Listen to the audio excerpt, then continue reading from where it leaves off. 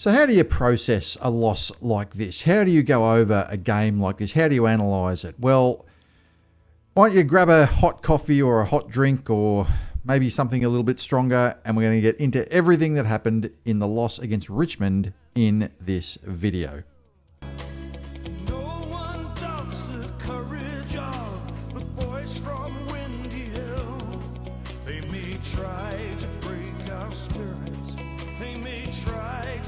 So Richmond have defeated Essendon 6-10-46 to Essendon 4-13-37. So where do you start with this? Richmond are the second worst team in the competition. Some say the worst, but as it stands, they're 17th on the ladder. And they didn't score a goal in the second or the third quarters. And they still won. Can you believe it? We didn't score a goal in the second quarter or the fourth quarter. So we actually didn't kick a goal to the punt road end at all for the entire match, and we kicked 4 goals, 13 in perfect conditions. And I was there at the game. You can see I'm overlaying the footage of the game, and it was perfect conditions. There was not a breath of wind, and the ground was good. It wasn't overly cold. It wasn't dewy or anything like that. And really, both teams kind of contributed to this, at least early, even though there were a couple of goals in the first quarter, 6 goals in the first quarter. Both teams did play a man behind the ball. I'm not really sure what the purpose of this is, given it's basically a dead rubber. You'd think both teams would sort of open up the game and at least try to be attacking, but both teams were playing a game behind the ball, a player behind the ball, and there were a lot of turnovers, a lot of it due to bad play and a lot of it due to the tactical implementation of, playing a player behind the ball. But, up to quarter time, to be perfectly honest, things were kind of going okay. It was 3 goals each. It was kind of just a normal game, and it really wasn't a bad game up until that point. And then really it just deteriorated after that. There was not a goal scored in the second quarter. Lots of turnovers, lots of fumbling, and, not much in it on the scoreboard. And it was just really, really frustrating to watch. And to make matters worse, Nick Martin injured his knee. It hasn't been confirmed yet, but Brad Scott did say that it's a likely ACL. So that's our second best player now, out for the remainder of the year and most of next year, which is just a real kick in the guts. That's probably the thing that we, most, probably, you come out of the game thinking that's probably the worst thing. I mean, the result in the end is in some respects insignificant. And I know a lot of people will be, very, very upset at the result of the game. But even if we had snuck over the line, what would it have proven? Right? What would be the difference? We'd have an extra 4 points on our name next to the ladder. But essentially, the game would have still been played in a relatively deplorable state. And look, it's one of those things. If you play the game 100 times, Essendon probably win 50 of them. Richmond probably win 50 of them.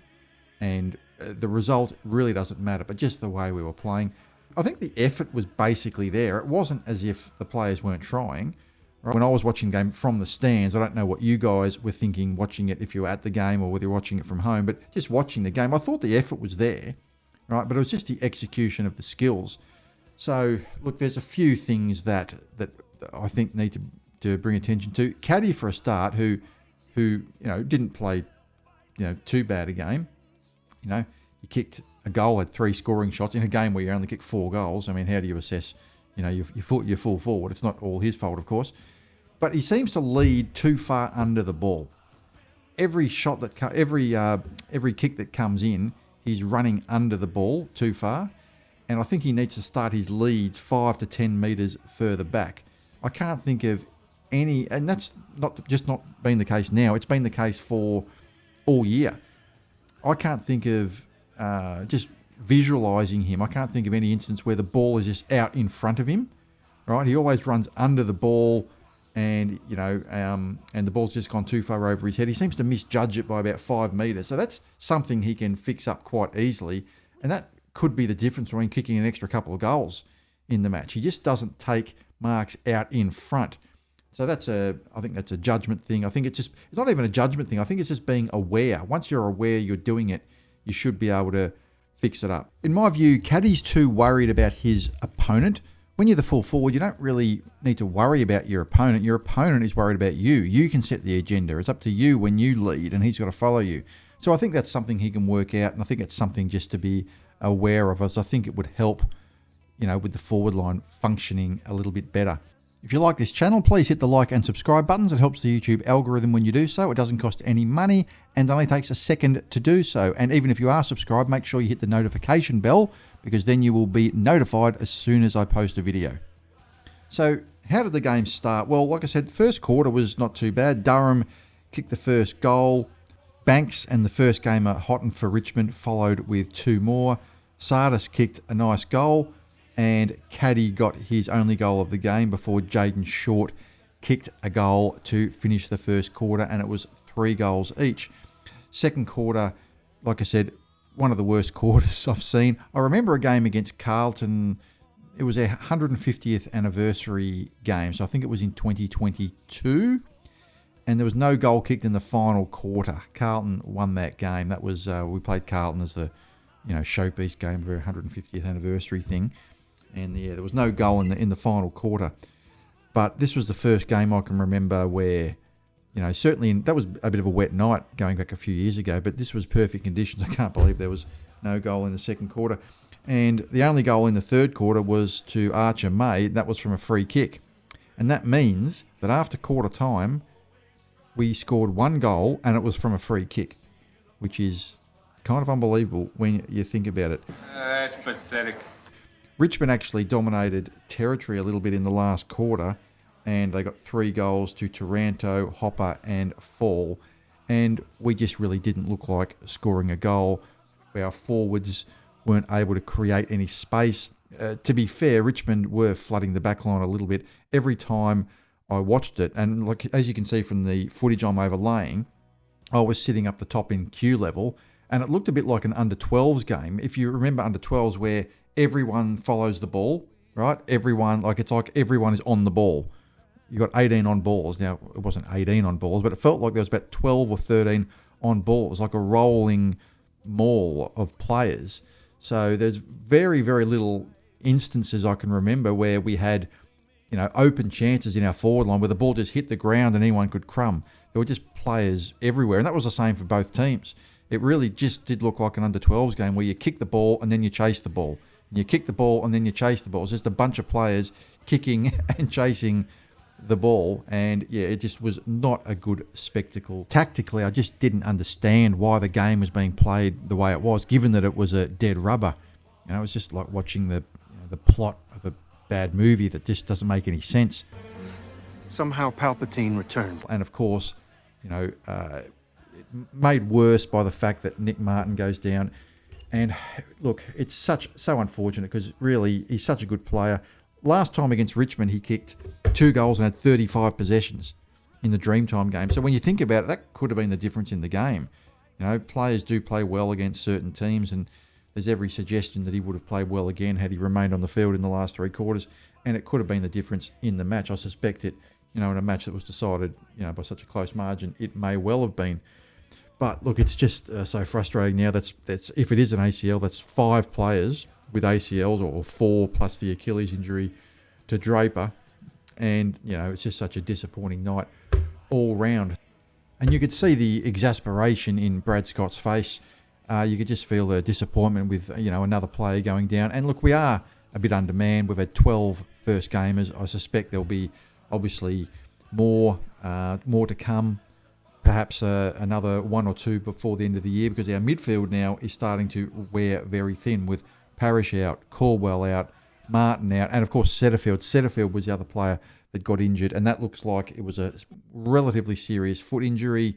If that's a 4 to 6 weeker, well, that's basically the season as well. So, it's looking at the moment like we probably won't win another game for the rest of the year. That was probably our chance. And, it's really all about just, to me, game plan now, how we play, and blooding players. And I'd like to see us play, well, it's not so much that we weren't trying to play an attacking game. I think a lot of the time we were attempting to play on, but it's just the way the game was being played by both teams defensively meant that the game was just so congested. So the ball carriers really had nowhere to go upfield. So at least that was my observation watching from the stands. I don't know if there was anything that you guys caught on television that the commentators were mentioning or anything like that. I'd sort of like to know if there's anything I may have missed. But this game just really looked like two teams who were down on confidence. And you often see this happen towards the tail end of seasons. I don't think you would see a game like this towards the start of the season. Even the Dreamtime game, which was not a good game of football, was, a reasonable game. It was, 81 to 60 or something like that.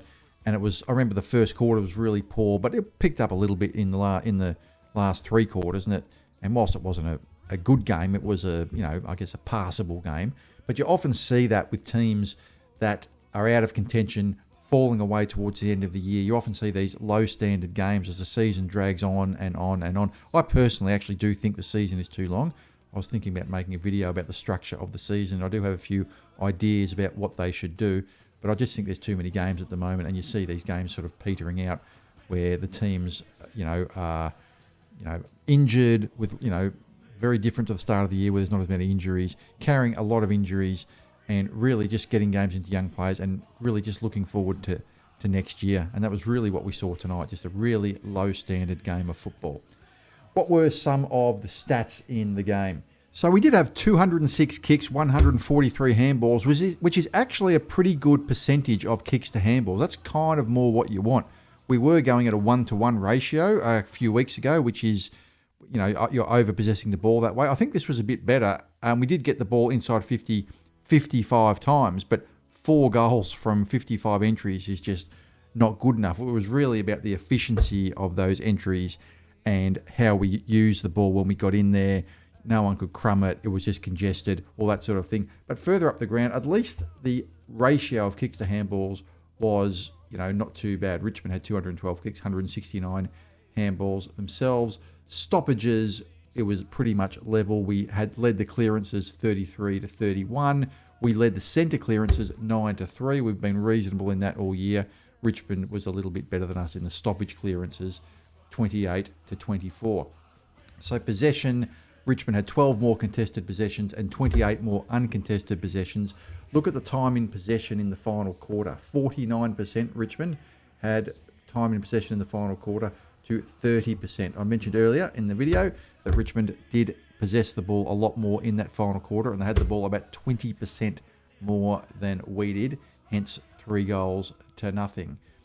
Richmond had 113 marks to 86. Marks inside 50 was pretty even, 10 to 8. Contested marks 8 to 7.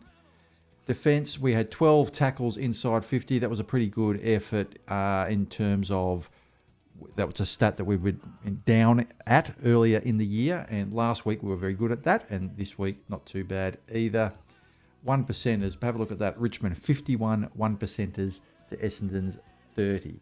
So they are the key numbers in the game. So how did the players go? Well, our best player, probably Archie Roberts. He had 31 possessions, 142 Supercoach points.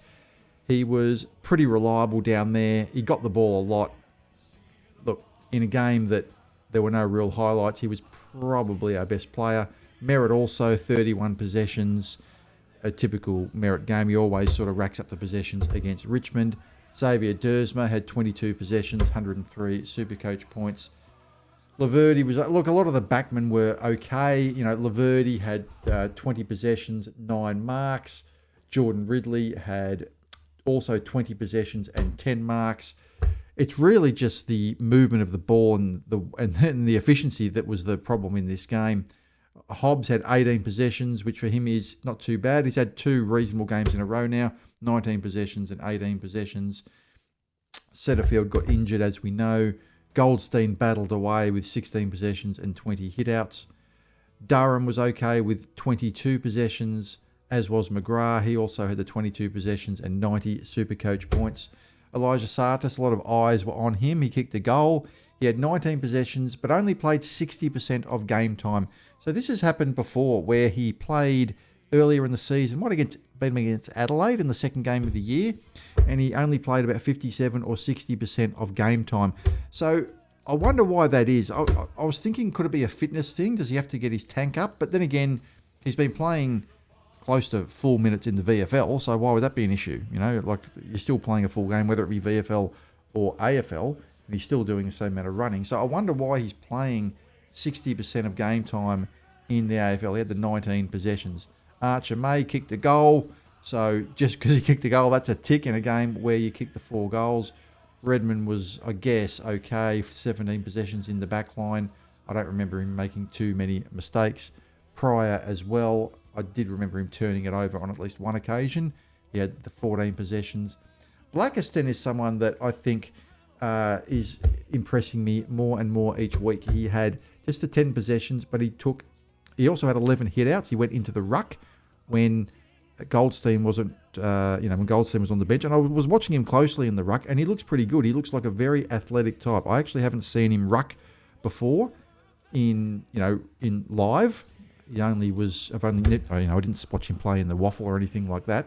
So I've only watched him play in the back line, and I saw him have a couple of intercept possessions, and he does look pretty good in the back line there. So we might have found a player there. He started slowly against Geelong 4 weeks ago, but he's got progressively better each week. Peter Wright had no real impact on the game, nor did Isaac Kako, who followed up his best game of the year last week with a bit more of a so-so game today, but he just didn't have any opportunities. How could you in a forward line that was just so congested where, you pick up the ball and there's 25 players on you? Zach Johnson came on in the first quarter, or just after the first quarter, when Nick Martin was subbed off, and he just had the 11 possessions, and he didn't really have an impact on the game. Oscar Smart had an opportunity in the first quarter to kick a goal, which would have been really good. It was a tough shot. He kicked out of bounds on the full from the MCC member's pocket. He had a couple of good inside 50 kicks, which I noticed. So he had a little bit of impact, but you wouldn't expect too much in his first game, and he just had the 6 possessions. Luaman Lual had no real impact on the game, just had the 7 possessions. Angus Clark as well, who kicked 3 goals against Richmond in the Dreamtime game, had no impact on this game whatsoever, just had the 6 possessions. Nate Caddy only had the 4 kicks, but he had kicked 3 scoring shots, 1 goal, 2. I thought he tried hard all day. But as I mentioned earlier in this video, he tends to run under the ball, and he needs to work out his leading, not so much his leading patterns, but when he leads, and he needs to stop worrying about where his opponent is. Nick Martin, of course, just had the 5 possessions before getting injured. So that is the game. That is the game. There will be lots of people wanting to comment on this game. I was having a bit of read of the social media quickly when I got home. I should stay away from that stuff. It's just pretty toxic. Everyone just wants to sack everybody whenever this happens. You know how it is. But look, you do need to keep your heads. Look, 7 days ago, at 3/4 time, we were in with a 50-50 chance of beating Gold Coast. The scores were pretty much level at 3/4 time. And then we've played 5 quarters and scored 37 points in 5 quarters. So it just goes to show you that things can turn around and go from good to bad within a week. So what do you guys think? Let me know in the comments. There's going to be a lot of talk about this game. Obviously, try to keep a level head, because I know people do get emotional with this sort of thing. I understand. Look, I've been to 500 games and I get emotional as well. And sometimes you've just got to laugh about it. All right. Sometimes you just got to laugh. At the end of the day, all it is football. They're just kicking a bit of pigskin between the goals. It's not the end of the world. There are other things going on in our lives that are more important. So just remember that as well. It is just a game. Hope you enjoyed this video, everybody. And as always, go Bombers.